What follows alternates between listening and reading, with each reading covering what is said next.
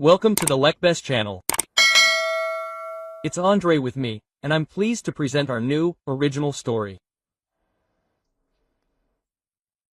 I don't feel well today, said Arseny Petrovich, descending the wide staircase of his mansion from the second floor. Have you taken your medicine? Asked his butler, Savely. Don't worry, I took it and even gave him an injection. Arseny didn't have time to finish speaking before he suddenly staggered. His legs gave way, he sank onto the steps and tumbled down. The man lay on the floor in the middle of the hall of his luxurious mansion, literally dying. The servants gathered around him. They needed to call an ambulance, one of the maids noticed. Probably they should. But the young mistress hadn't given the order yet. So why did she? The maid didn't understand. And the young mistress stood at the top of the stairs, smiling as she watched her husband literally die. Pale, with bluish circles under his eyes, Arseny helplessly extended his arms to his young wife. His lips whispered something, but nothing was heard. Elena deliberately descended the stairs slowly. Savely, the only one who dared to act without the mistress's approval, and sometimes even contrary to her orders, he ran up to the master. In his hands was that very treasured syringe. Savely gave him an injection. A minute or two. Nothing. Then the elderly man darted to the dresser drawer. There were syringes there too. Another injection and still nothing. One after another, the elderly butler took syringes out of various drawers and boxes, but nothing helped. Get an ambulance quickly, Savely was already shouting. Has anyone called an ambulance? Why are you all standing there like idiots? Quote. And the servants huddled together like frightened chickens at the sight of a hawk, not knowing what to do. On the one hand, it was perfectly obvious that the master was ill and needed help, but on the other, each of them was afraid to disobey the mistress. When Elena started working, she made everyone sign a document stating that they would not take any action without a special order from the mistress. Otherwise, they would be fired, disgusting recommendations, and in some cases, criminal prosecution. It was this last phrase about criminal prosecution that particularly frightened everyone. And it didn't occur to the silly village girls that their young mistress wasn't a prosecutor or even a judge, so she had such powers. So they stood there, huddled close to each other, watching as the man, losing consciousness, simply died. Elena deliberately descended the stairs slowly and, approaching her husband, who was in a pre-comatose state, leaned towards him. Like the Gorgon Medusa, she kissed him, looking straight into his eyes, and whispered, "Farewell, my love. Finally, all this will be mine." But before she could finish speaking, a ventilation grate fell with a crash right next to her. Elena raised her head and was literally stunned. A girl of about 5 years old was looking at her from the ceiling through the vent. "What is this?" Elena screamed. "Whose spawn is this?" Meanwhile, the girl nimbly jumped to the floor and handed Arseny a syringe shaped like a pen. With his last bit of strength, the man took the syringe from the child and injected himself. Literally a few seconds later, the dark circles under his eyes disappeared. His pale skin brightened, and he was able to sit up, leaning against the wall. "Whose spawn is this?" "I'm asking you," Elena shouted throughout the house. "Darling, shut up, please," Arseny said. "We have a difficult conversation ahead of us." Arseny Petrovich was a very rich man, one might even say obscenely rich. True, he never boasted about his wealth and always tried to help people. He lacked the cynicism common to all rich people. Perhaps this was due to his parents. It was from them that Arseny inherited both the mansion and the very wealth he tried to increase, and quite successfully. Although, according to the recollections of Savely, who was by Arseny's side from birth, the boy's father was a rather cruel and despotic man. Unlike his mother, his father despised all the poor and needy. Yes, he had amassed his fortune literally from scratch, but he was simply lucky to be in the right place at the right time. Not everyone can boast such luck. However, Arseny's father, Peter, believed that if he had succeeded, then anyone could become obscenely rich. And if a person doesn't make money, they are either lazy or stupid. And he despised both. That's how he was, Arseny's father. His mother, on the contrary, according to Savely, was gentle, calm, and modest. She never passed by if she could help people in any way. Oh, how many times he and Peter argued about this. According to Savely, Arseny inherited all his best qualities from his mother. Arseny himself barely remembered his parents, who passed away when he was 9 years old. That's quite an old age to not retain memories of loved ones, you might say.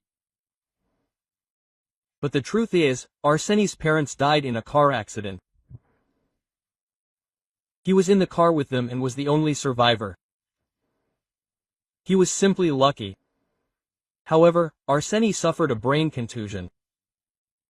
This is practically the same as a concussion, only much more severe and with more serious consequences. So, along with the accident itself, Arseny's memory practically erased all his childhood memories. Only a few fragments remained. His father's loud, stern voice and a strange feeling of fear in front of him. Not panic, but simply fear.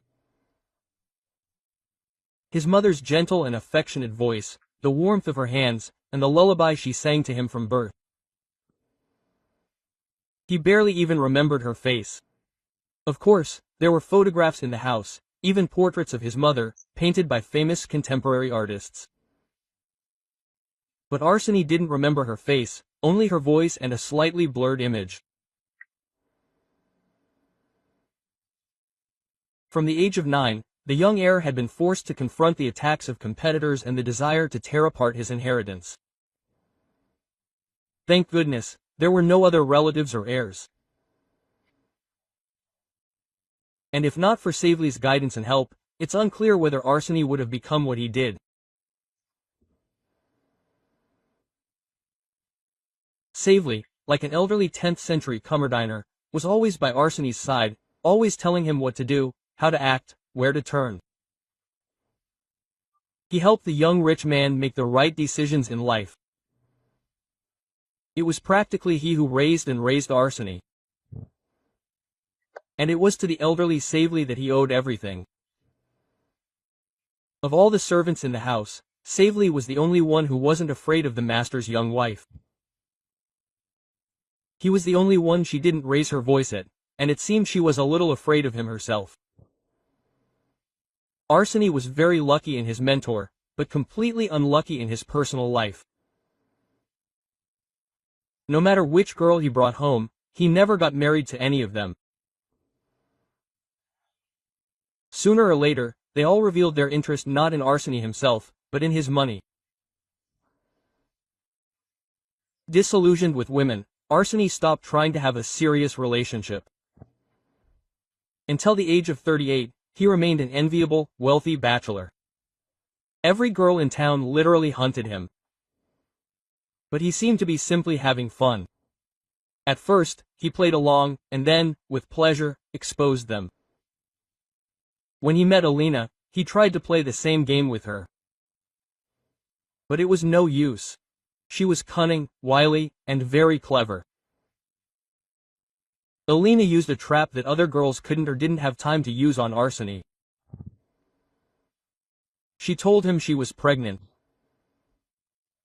After a few encounters with Arseny, Alina simply disappeared from his sight. Yes, this was a risk, but the woman had calculated this simple-minded man very well. Simple curiosity took over, and Arseny, who always broke up with his girlfriends and had never been dumped, was literally hooked. He tracked down Alina, determined to find out the reason for her disappearance. She told him she didn't want to burden him with her problems and didn't want him to think she did it for money. She would raise their child herself and wouldn't demand anything from him. A child? Arseny was stunned. This had never happened before. No one had ever said such a thing to him, especially without asking for anything in return, no complaints, no demands for alimony or maintenance. He was disconcerted. Arseny was at the age when a man starts thinking about children, when he wants to see his successor, his heir. He was a snotty young man, unsure of what to do or why he needed a child. Arseny wanted a child. He'd thought about it and even dreamed of it, to some extent. It was a knock-up marriage in the truest sense of the word. Are you in no hurry? I think this is a hasty decision, Savelli said when he learned of the wedding. Savelli, I value your opinion and listen to your advice. However, in this matter, please allow me to make my own decision. The wedding wasn't exactly elaborate. Luxurious, yes, but nothing more. There were no excesses. Everything was expensive, high quality, genuine, but nothing more. Alina became Arseny's wife. And the first thing the young mistress did was fire the entire staff and hire her own workers. She said that the previous workers looked askance at her and compared her with Arseny's other girls. A clever move, right? She personally selected the new employees. Needless to say, their obedience was unquestioning. It seemed that sometimes, if Alina told one of the maids to throw themselves off a bridge into the river, they wouldn't even ask why. They would simply and meekly step into the abyss. However, such nonsense, of course, didn't interest the young mistress. She simply needed there were staff who wouldn't ask questions. The only person she was afraid to touch was Savelli. Alina tried to hint to her husband that the old man was looking at her strangely, but Arseny immediately cut her off. He declared that Savelli was beyond her control and that it would be better to befriend him. Alina realized that the obstacle named Savelli would always be in her life.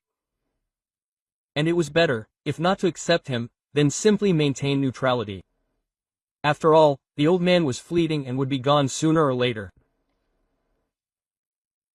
2 months after the wedding, Alina announced she had miscarried. Expected, right? She allegedly tripped at the very top of the stairs leading from the second floor to the hall. The servants found her unconscious. Arseny immediately wanted to call an ambulance, but Alina refused and asked to be taken to a doctor she knew. She had been seeing this doctor since childhood. In the car, she theatrically suffered and moaned. She even lost consciousness once. The doctor diagnosed a miscarriage, issued all the necessary certificates, prescribed bed rest and complete rest for 6 months. Arseny was beside himself with grief. He surrounded his young wife with care and love and indulged her in every whim. 2 years had passed since then.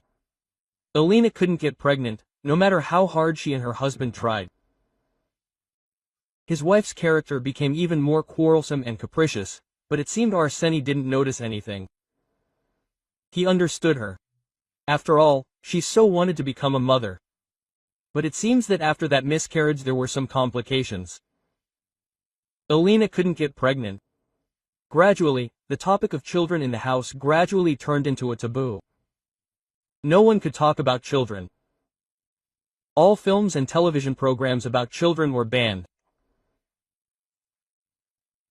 No magazines, pictures, stories or books, and the staff was strictly forbidden from even mentioning their own children or nephews, if they had any.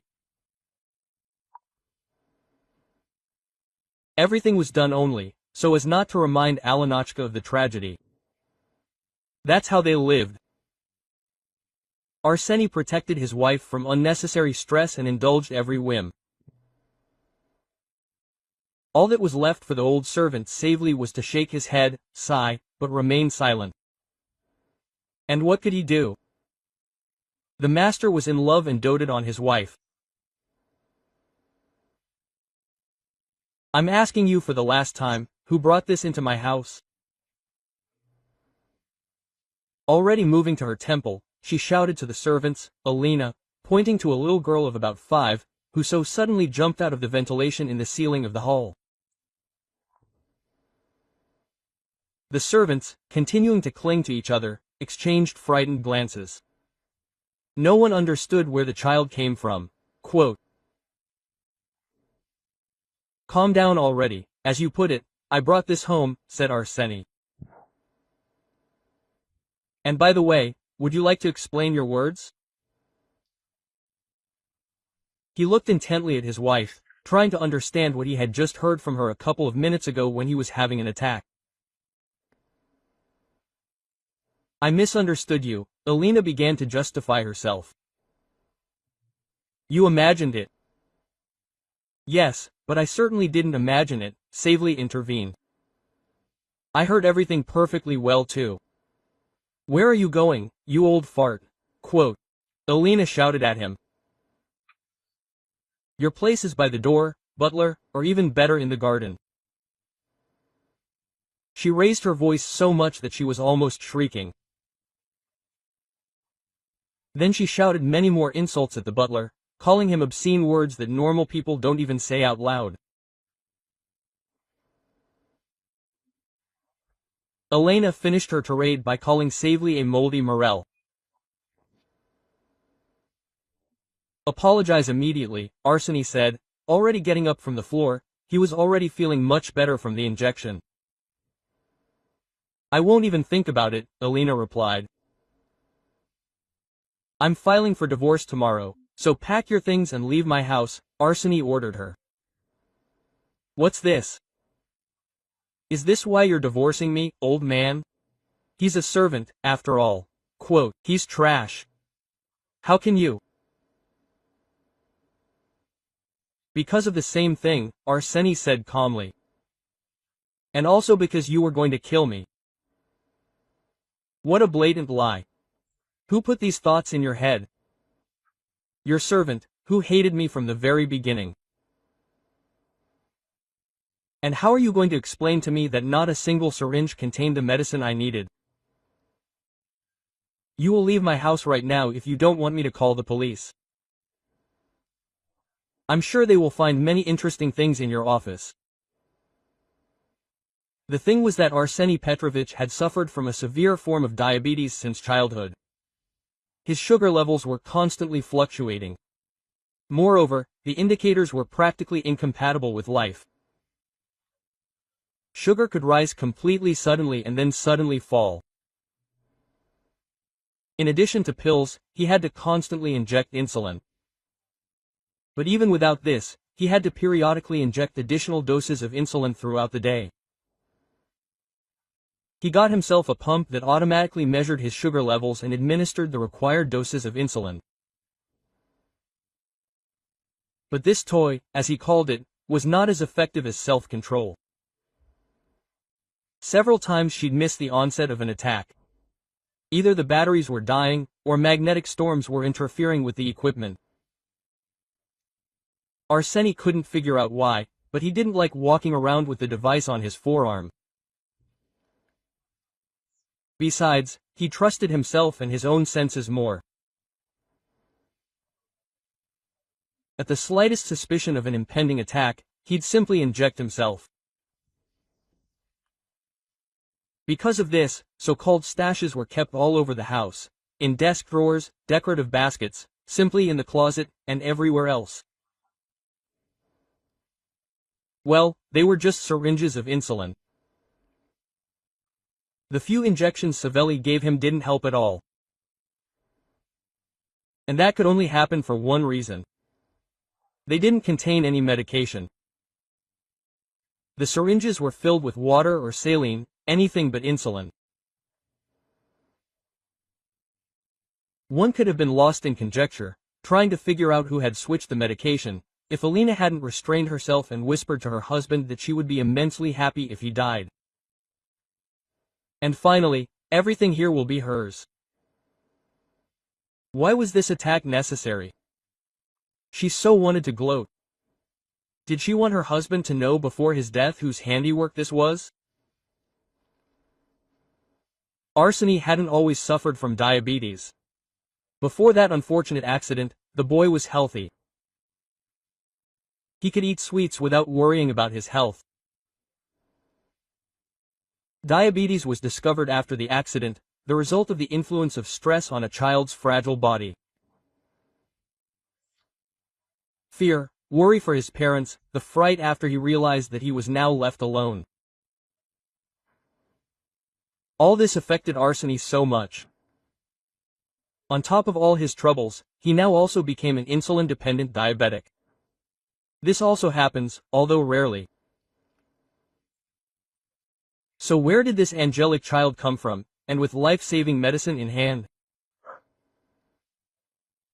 The girl's name was Lyalia, and she really did appear in the house thanks to Arseny. About 3 months ago, Arseny Petrovich did a noble deed. He saved a woman and her child. Arseny was not one of those who shout about his actions from every corner. No one, even Savelli, didn't know that the owner had risked his life to save 2 people. It was late in the evening. Arseny was returning home from negotiations. The meeting had dragged on, so he let the driver go home.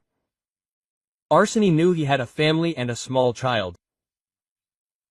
It was inappropriate to detain a responsible employee on the eve of a holiday, and it was March 8.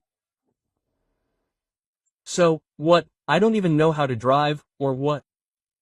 Arseny said then.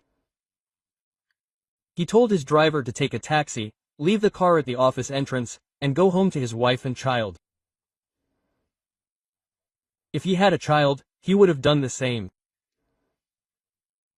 But Alina was having fun with her friends that evening, so he could sit in the meeting until the morning. The driver thanked his boss and drove away, leaving the car with Arseny. Zapolnak was driving home and, as he crossed the bridge, saw a little girl standing on the very edge. Arseny instantly slammed on the brakes and ran out of the car to his child. But what he saw when he leaned over the railing shocked him. A young woman was hanging down there, her coat caught on a piece of rebar. "Mom, Mom!" the little girl cried. "How did she get there?" Arseny asked. "Mom fell," the girl cried. "Well, really, it was still early spring, you never know." Suddenly, the woman was crossing the bridge and slipped or got blown away. The winds on this bridge are very strong. Arseny told the girl to step back and, without thinking, climb down the bridge support. Luckily, it was iron, welded from triangles, like the Eiffel Tower. He managed, risking his life, to reach the girl, who was already unconscious. She must have been hanging there for several hours. Arseny had to rip her coat to free the unfortunate woman. He hugged her around the waist and, with only one arm, supported his weight and hers, climbed up. His blood sugar immediately shot up from the excitement. He had to give himself an unplanned injection. It made his ears ring a little and even made his vision blur. "Mom, Mom." The little girl kept crying. It was already dark and cold. He couldn't just abandon them on the bridge. Who knows what would happen next? Arseny put the child in the backseat and the woman in the front. Having recovered a little, he drove slowly. "You shouldn't have done this," he soon heard the woman's voice, recovering. "Don't worry, I'll buy you a new coat, any one you ask." "Do you want the most expensive one?" Arseny said. "That's not what I mean. I mean you shouldn't have saved me. And the coat really is stupid. I never liked it." "Then why did you buy it?" Arseny asked. "Sometimes we just have no choice." The woman said in a resigned tone, "You just take what they give you because it's free." "So, then," Arseny started to say, but the woman interrupted him. "It means that you risked your life completely in vain today." They drove in silence for a while. "You can't even imagine what a scumbag he really is," the stranger suddenly said. "Your husband?" Arseny asked. "He's not even my husband." "So it was he who pushed you there?" Quote. It was late at night, and he could look beyond the road, which gave him the opportunity to examine the woman he had just rescued. She was beautiful, extremely beautiful, and even her excessive thinness didn't spoil her at all. "I did it myself," she said after a short silence. "I jumped there myself. If it weren't for that stupid coat I was hanging on, it would have all been over already." Quote. "For you?" "Yes," Arseny answered immediately. "And for her?" He nodded towards the girl. "You're obviously one of those people who thinks life is something given away, like this coat, without a choice or a chance to try it on."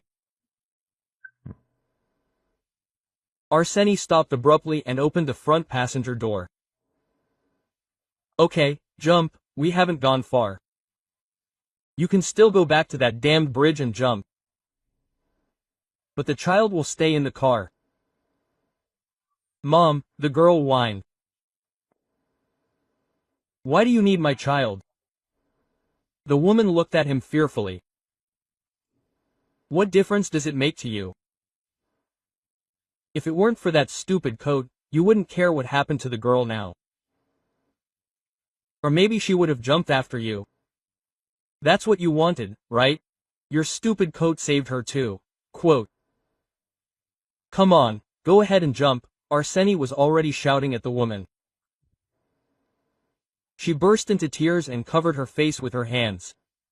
The girl instantly climbed into her mother's arms. They hugged, and the woman began whispering some comforting words to the child.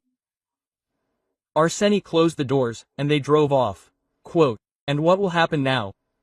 the woman asked when the child fell asleep in her arms. "What would you like?" "I don't know. I haven't believed in fairy tales about Cinderella or Sleeping Beauty for a long time. And I'm not a princess myself." "Well, I'm not a prince either. By the way, my name is Arseny. A funny name. And I'm Katerina. And my daughter's name is Lyalia. The one you were talking about, he's her father." The woman nodded. "And you decided to get rid of him this way?" Arseny continued questioning. "More likely from the problems associated with him. He promised to marry, he promised for all 5 years, but all he did was drink and drink. 2 weeks ago, we were kicked out of the apartment because he sang it. It was my apartment. I can't even imagine how he managed to do this without my consent and signature." The bailiffs just came one day and threw us out onto the street. It's illegal. What could I have done? She told me how she and her daughter had been starving for 2 weeks, hiding in shelters. And then she couldn't take it anymore and, in a fit of passion, decided to put an end to all their problems at once. She didn't think about her daughter. She thought about very little at the time. So, you have nowhere to go? Nowhere. He felt responsible for her. He had to show some concern. So, you will live and work with me for now. Just one condition. I knew it. She smirked skeptically. Stop the car. No, we don't need that kind of help. Arseny stopped, but didn't open the door. You misunderstood me. I don't want anything from you. Besides, I'm married. Then what are these conditions? My wife and I lost our child 2 years ago. It was a great trauma for her, and for me too, to be honest. The topic of children is taboo in our house. And I would like you to do everything possible to keep Lialia out of my wife's sight. Let her be in your room and in the servants' quarters. It's not difficult.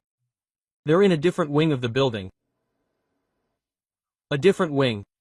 What is yours? A palace? A manor or estate, if you prefer. Well, basically, yes, a palace of sorts.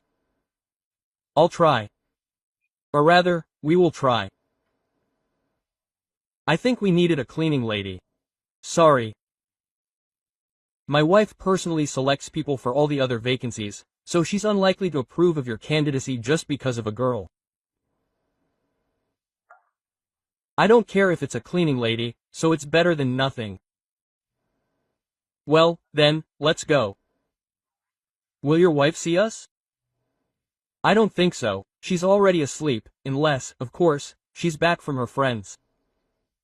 Everything was just wonderful. Alina was asleep when they arrived. Arseny personally showed Katerina the room and carried the sleeping Lialia straight to the bed. In the morning, I'll introduce you as the head maid.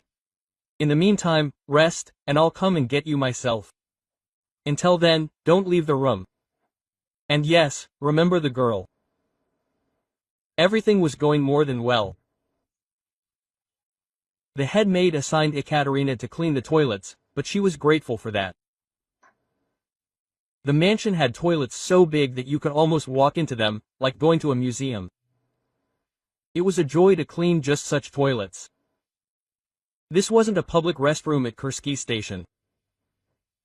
During the day, Lialia sat in her room with her mother, very quietly. She was already quite a grown-up girl and understood everything. But at the same time, at 5 years old, like all children, she was quite restless and inquisitive. Of course, such a huge house, and she couldn't just walk around it, looking at everything. After all, it was terribly interesting. During the day, Lialia drew a lot. She loved drawing and did it for hours. But in the evenings and especially at night, it was boring, and her young, inquisitive child's mind found an outlet. Lialia would wait for her mother to fall asleep and then crawl out through the ventilation shaft. Naturally, over the course of 3 months, the girl had explored the entire house from top to bottom. She found all sorts of passages, corridors, and even a secret room. Most likely, even the owners themselves didn't know about this room. It was all just terribly intriguing. The mansion was old, built long before the revolution. It had been passed down in Arseny's family from generation to generation. When he was little, he'd obviously made similar journeys through the house himself. But after that terrible accident, he'd likely forgotten about it. Several times, Lialia nearly caught the eye of the sleepy servants. Rumors began circulating in the house that a ghost had taken up residence. How could there be a ghost here? Savely was indignant. No one had ever been killed or died in this house. Since the time of Tsar P, all of Arseny Petrovich's relatives have ended their days in hospitals and hospices. Enough, young people, this nonsense. And what about the mistress's unborn child? One of the girls said quietly. After all, it happened at home, right here by the stairs. Katerina guessed which ghost they were talking about, but she kept quiet. Tonight, she would give that ghost a good talking to. Although, to be honest, she didn't understand where such a herd of children came from. But the mistress had lost a child, so what's the big deal? Why make a tragedy out of it? She had also had a miscarriage before Lyelka. She pulled herself together and had another. These rich people love to complicate and dramatize everything. Besides, Katerina herself had witnessed the young mistress chatting with someone on the phone while cleaning. She didn't look upset at all. On the contrary, her spirits were high. She was joking, and it looked very much like she was talking to a man. Well, yes, it was none of her business, of course. However, Katerina was sure that her landlady wasn't as deeply grieving for her child as she wanted everyone to believe. And things weren't nearly as bad as Arseny thought. Katerina hadn't liked Alina at first glance, but she had no choice. Either go back to the shelter with the child, or simply lower her eyes, shut her mouth, and remain silent. Which is what she did, fully aware that she was here on a whim. She had hardly seen Arseny since she'd arrived in his house. And, really, there had been no need. He'd become a part of her life. Now she had to decide for herself what to do next, how to fight for her and for her daughter. Katerina decided to work here for 6 months, a year at most. She couldn't hide the child forever. It was just that this was a very good opportunity to save money. Besides housing, the servants' meals weren't deducted from their wages. They could put money aside at least every month. Katerina wanted to save a little and then look for another job and rented accommodation. Lyelka would be eligible for school in a year. And if, as a low-income person, she could manage to place Lyelka in a boarding school, she could stay at Arseny's house for a while longer, and she wouldn't have to hide anyone. True, the very thought of parting with her daughter was dreadful for Katerina. But what could she do? There was no choice, such was the lot of the poor and destitute. At least she would be sure that Lyelka would be fed and clothed at the boarding school. After all, she wasn't sending her to an orphanage. But it was still too early to think about that. She had to somehow stick to the schedule and not get caught. Otherwise, if not for this circumstance, Katerina would have loved it at home. She must have been from a noble family in her previous life, so she was destined to be born into poverty this time. It truly was as if she'd been born in a mansion. Many newcomers get confused for a long time, get lost, and enter the wrong rooms. Katerina, however, never once got anything mixed up, as if she'd had the mansion's layout in her head. That day, when the owner fell ill on the stairs and Lyelka, albeit a ghost, appeared from the ventilation system and saved Arseny, Katerina thought all was lost. Now she'd be kicked out of the house without severance pay. She'd heard the vile words the young woman had spoken to her husband during his attack. And who is this guy here? Savelli approached the girl and took her hand. The kindly old man smiled broadly and looked at the girl as if he were looking at a miracle or an angel. Quote, "Where did you get these syringes with medicine?" Katerina asked, rushing over to her daughter. "I took them from that nightstand a long time ago." "I thought they were markers," the girl said. "My pencils broke, and I wanted to draw, but for some reason they wouldn't draw. I honestly wanted to put them back, but when Uncle felt ill, I realized there was medicine in those pens.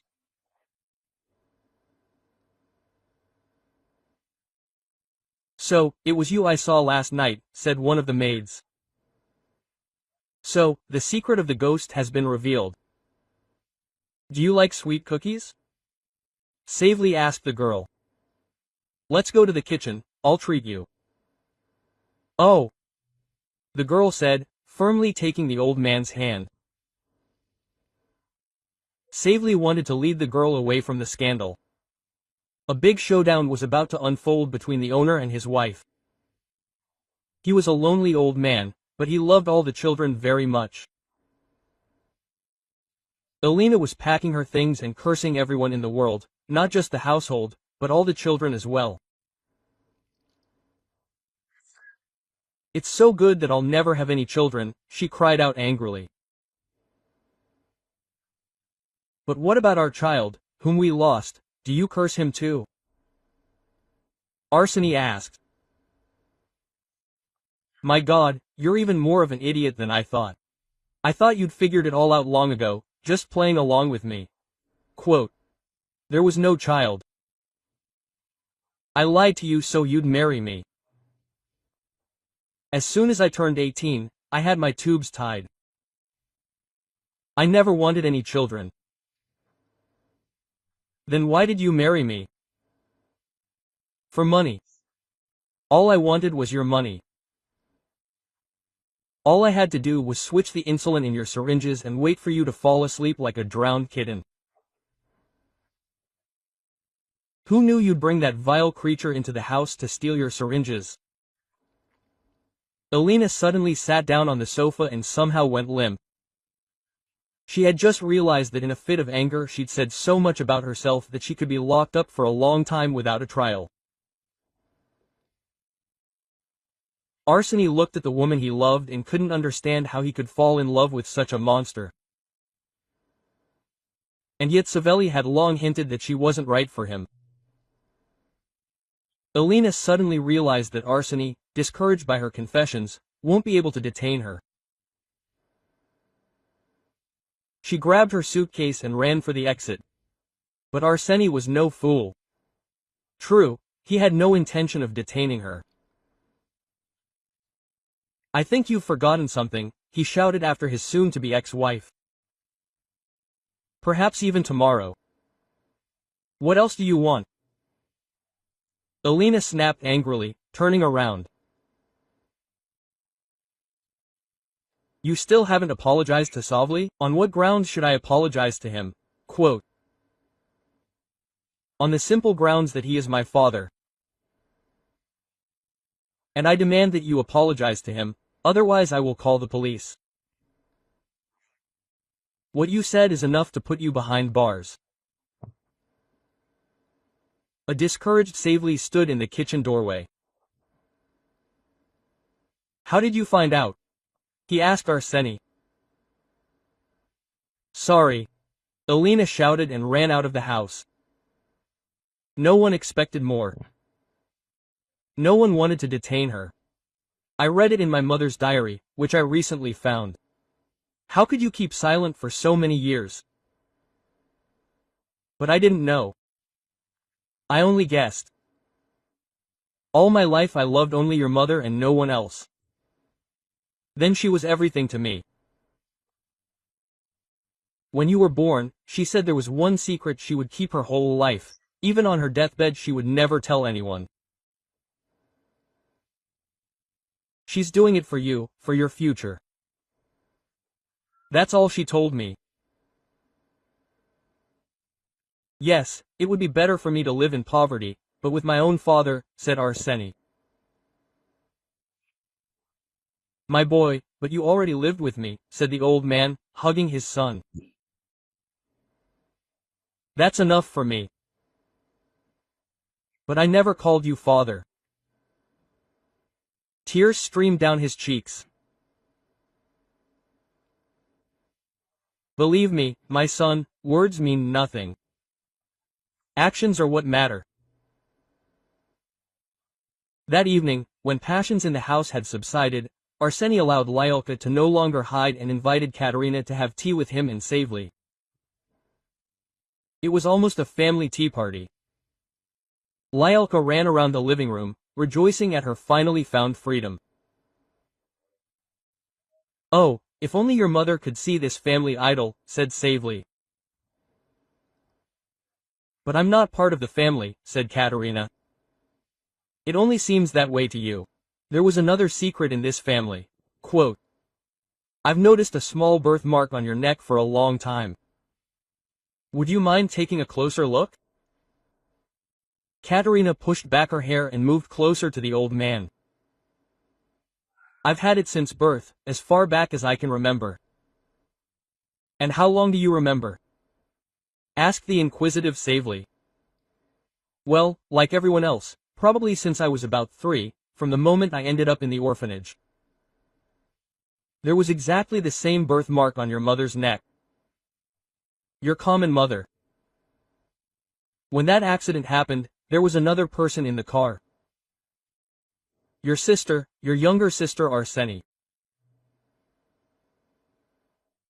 But why have I never heard of her?" "Because no one talked about it." Savely started crying. "When I arrived at the scene of the accident, the girl was gone. Someone took her and took her to the hospital. I took you. You remember how I had to arrange guardianship so that you wouldn't be taken to an orphanage. No one would have given 2 little children to a poor old man. So I kept silent about the girl." "So, Lyolka is your granddaughter?" Arseni was surprised. "No, Katerina, Peter's daughter. Peter's real daughter. Frankly, there was a time when your mother and I were going to run away. I saved up some money and wanted to take my beloved from her despotic husband, her and her son. But at that moment she said she was pregnant. She has no right to leave a second child without a father. Then I understood the true meaning of your mother's words." A heavy pause hung in the living room. "Then it turns out you are my brother," Katerina finally managed to utter. "And you are the real heir to Peter's fortune?" "Oh, I beg you, I don't know how to manage all this. Let everything remain as is." Quote, "I don't know how to be an heiress. But you won't refuse to live in the house with my niece and allow me to take care of her education." "Well, I think I'll agree to that," Katerina smiled. "Your house clearly needs a woman's hand. A normal woman's hand. And yet, I would insist on a DNA test. This story is too implausible. Okay, if it makes you feel better, we'll do a comparative analysis together." Just the day the test results came back, Katerina was in the room with Lyolka, putting her to bed, humming a lullaby. Arseny quietly entered the room. Quote, "How do you know that song?" he asked Katerina. "It's been going round and round in my head since childhood. I think my mother sang it to me. Mine sang the same song. That's the only thing I remember about her." "Do you still need some test results?" "I don't know." Katerina shrugged. "Then here they are." He handed her the envelope. "For me, you, without any results, are forever, without any doubt, you remain my sister. And for me, you remain a brother." Autumn was beginning outside. It was fresh and cool in the big house. Savely lit the large fireplace. He still, out of habit, performed the duties of a butler and gardener. Although Arseny had long ago freed him from these burdens. Quote, "Well, how can I neglect everything? After all, this is my children's house," Savely said. No one forced him to do anything. Now household chores and chores around the house brought him the joys of an old man. The wood crackled merrily in the fireplace. The flames flared and grew, devouring the dry wood. Quote, "Oh," said Katerina, How awkward. She lowered the envelope with the results into the fire and looked at her brother with a smile.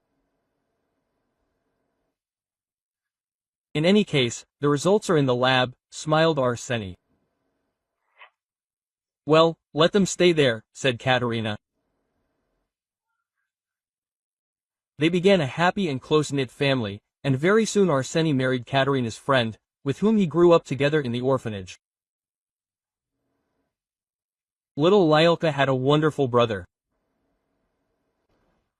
Andrei was with you. Thank you for choosing me. We have been writing stories for you for 4 years now. We will be glad to have you return to Lekbes for new emotions.